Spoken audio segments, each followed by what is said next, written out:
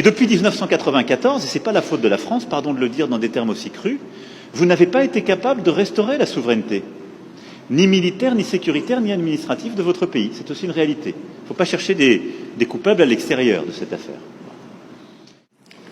Je suis Michel Kifindangoy de Radio Okapi. Ma question va s'adresser à Monsieur le Président Emmanuel Macron.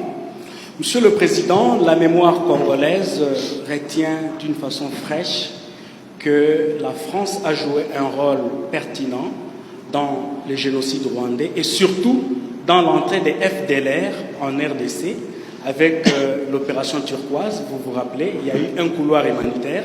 On a fait entrer des militaires avec armes et munitions malgré l'opposition de l'autorité congolaise. Aujourd'hui, la RDC a déjà enregistré plus de 10 millions de morts. On est victime de notre solidarité. Comment la France compte-t-elle résoudre personnellement, puisque vous étiez là et c'est vous qui avez fait entrer ces militaires, cette problématique de la sécurité dans l'Est et comment comptez-vous réparer le préjudice causé à la population congolaise? Ça, c'est le premier aspect de ma question. Le deuxième aspect de ma question, Monsieur le Président, puisque tous les rapports des experts des Nations Unies, Amnesty International et autres, attestent la thèse d'une agression rwandaise sous couvert du M23. Nous constatons que la France n'est pas assez chaude à condamner le Rwanda, à demander des sanctions, puisque vous siégez au Conseil de sécurité des Nations Unies, mais vous le faites avec agressivité contre la Russie. Pourquoi cette léthargie du côté congolais? Vous sentez-vous plus coupable de la mort de 800 000 Rwandais plutôt que de 10 millions de Congolais? Qui plus est, vous avez même donné 20 millions de dollars au Rwanda, pays agresseur à la RDC. La RDC peut-elle toujours continuer à considérer la France comme un pays ami? Merci, Monsieur le Président. Merci, Michel. Merci pour vos questions. J'ai dit dans mon propos introductif, et je vous le redis avec beaucoup de clarté, que la France est un allié de la RDC, continuera de l'être. J'ai dit avec beaucoup de clarté comment nous voyons la situation aujourd'hui, condamnant toute forme de pillage, de balkanisation, de menace de la souveraineté de votre pays. Je suis prêt à ouvrir tous les dossiers de l'histoire. Je l'ai fait avec le Rwanda. Si c'est le souhait du président Tshisekedi, je suis totalement favorable à ce qu'il y ait une commission d'historiens qui puisse assigner les responsabilités aux uns et aux autres. Vous avez rappelé une page sombre de l'histoire de la région. La France a assumé d'ouvrir tous ses livres et de la faire écrire par des historiens de manière totalement indépendante. Je pense que vous avez fait un raccourci qui, lui, n'a rien d'historique ni de juste entre le rôle qu'a pu jouer la France et la situation dramatique que j'évoquais et la guerre, la deuxième guerre, avec les millions de morts dans votre pays dont je rappelais la gravité. Donc je récuse le raccourci que vous avez fait et la responsabilité qu'on pourrait assigner à la France parce que je suis pour la vérité, mais toute la vérité, je ne suis pas pour prendre tous les fardeaux. J'essaie de prendre les miens, et c'est déjà bien. Donc, oui, pour une commission d'historiens, pour faire ce travail, s'il vous semble utile au président, et donner les faits. Ensuite, soyons clairs, quelle est la situation depuis 1994 ? Plusieurs pays de la sous-région, il n'y en a pas qu'un, plusieurs, sont rentrés dans votre pays, et plusieurs groupes rebelles y ont prospéré, captant d'ailleurs beaucoup de richesses minières économiques qui devraient revenir à votre peuple. Et depuis 1994, et ce n'est pas la faute de la France, pardon de le dire dans des termes aussi crus, vous n'avez pas été capable de restaurer la souveraineté, ni militaire, ni sécuritaire, ni administrative de votre pays. C'est aussi une réalité. Il ne faut pas chercher des coupables à l'extérieur de cette affaire. Et donc, on en est dans cette situation qui a conduit à des drames absolus, à cette deuxième guerre, à des millions de morts, qu'on ne doit pas oublier, à la nécessité aussi, ce qui est une responsabilité qui doit se faire ici, ce n'est pas la France ou d'autres de le faire, de mettre en place une vraie justice, une justice transitionnelle qui est la clé pour que celles et ceux qui parfois ont tué soient jugés. Et parfois, ils évoluent encore, ils sont là, ils sont encore avec des responsabilités. Comment voulez-vous qu'il y ait une paix durable et de la confiance dans un pays quand la justice n'est pas passée? Ne demandez pas, n'accusez pas la France pour quelque chose qui dépend de vous, là. C'est une réalité aussi.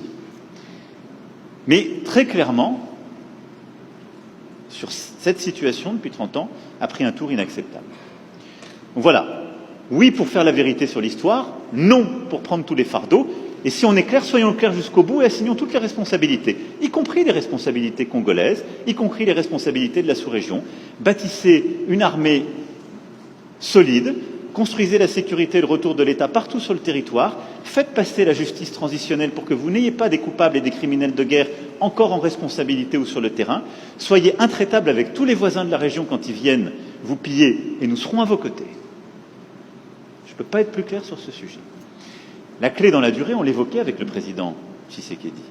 C'est très clairement d'avoir la capacité de tenir tout le territoire et un discours de vérité avec toute la sous-région, parce qu'on ne peut pas rester sur un modèle économique qui consiste à ce que des ressources soient prises ici pour permettre, en quelque sorte, la stabilité économique de voisins.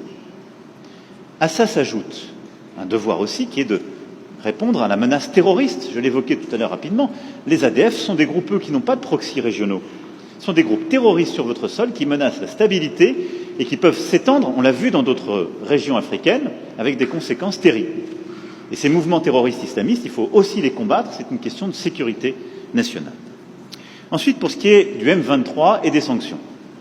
J'ai toujours été très clair, et la France a constamment condamné le M23 et tous ceux qui le soutiennent. Et je suis ici pour que chacun prenne ses responsabilités, y compris le Rwanda. Aujourd'hui, la région assume ses responsabilités en mettant un plan de désescalade sur la table. Il est à ses premiers pas.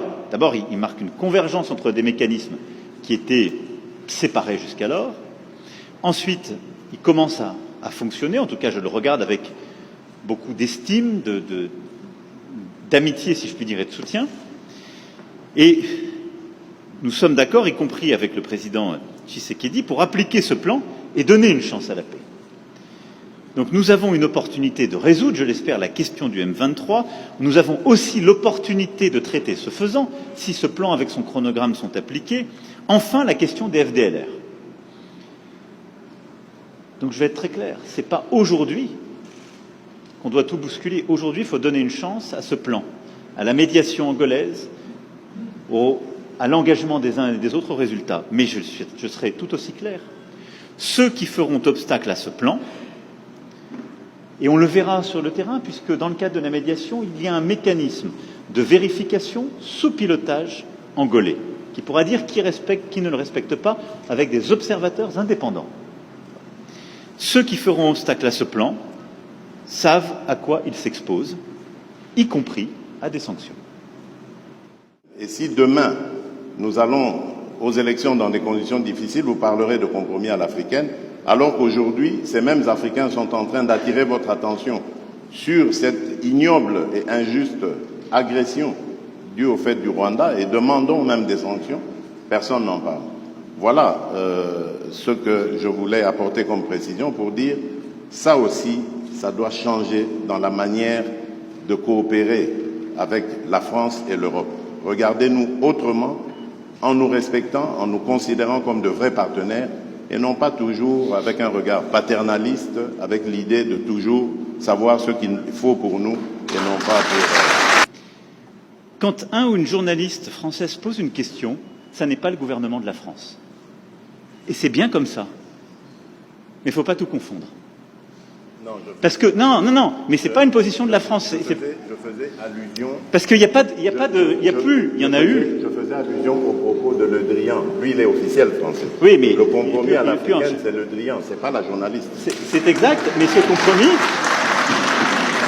Mais cette formule, président, on sait d'où elle est sortie et on sait le contexte électoral. Non, mais on sait le contexte électoral. Et il n'y avait pas de caractère de mépris dans la formule de Jean-Yves Le Drian. À Nairobi, d'ailleurs, grâce à toi, on a pu s'expliquer avec lui. Et la France a beaucoup œuvré, vous le savez ô combien, pour qu'il y ait alors une alternance, qui n'aurait pas été à ce moment-là un mécanisme spontané. Je ferme cette parenthèse, mais je voulais faire cette précision. Pardon.